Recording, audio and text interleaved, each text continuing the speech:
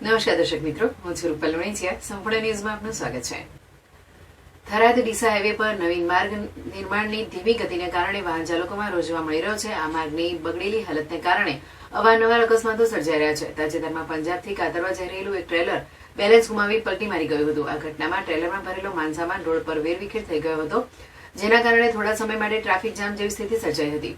સ્થાનિકોના જણાવ્યા અનુસાર ખરાબ અને ઉખડેલા માર્ગને કારણે ભારે વાહનો વારંવાર પલટી મારી રહ્યા છે. ટ્રેલરના ડ્રાઈવરે જણાવ્યું હતું કે સામેથી આવી રહેલી બસને બચાવવા માટે તેણે પોતાની ગાડી રોડ નીચે ઉતારવી પડી હતી. બસની સામે અનેક વાહન આવી ગયું હતું, જેના કારણે આ પરિસ્થિતિ સર્જાઈ હતી. ડ્રાઈવરે માર્ગની ખરાબ સ્થિતિને પણ અકસ્માતનું કારણ ગણાવ્યું હતું અને જો રસ્તો સાફ હોત તો આ નુકસાન ન થયું હતું. સ્થાનિકો અને વાહન ચાલકોનો આક્ષેપ છે કે માર્ગ નિર્માણની કામગીરી અત્યંત ધીમી ગતિએ ચાલી રહી છે, જેના પરિણામે અકસ્માતોની સંભાવના વધી છે. ધૂળ, ખાડા અને અસમાન માર્ગને કારણે નાના મોટા વાહન ચાલકોને ભારે મુશ્કેલીઓનો સામનો કરવો પડી રહ્યો છે. વાહન ચાલકો અને સ્થાનિકો દ્વારા હાઈવેની કામગીરી ઝડપથી પૂર્ણ કરવા અને તાત્કાલિક માર્ગનું સમારકામ કરી સલામતી સુનિશ્ચિત કરવાની માંગ કરવામાં આવી છે.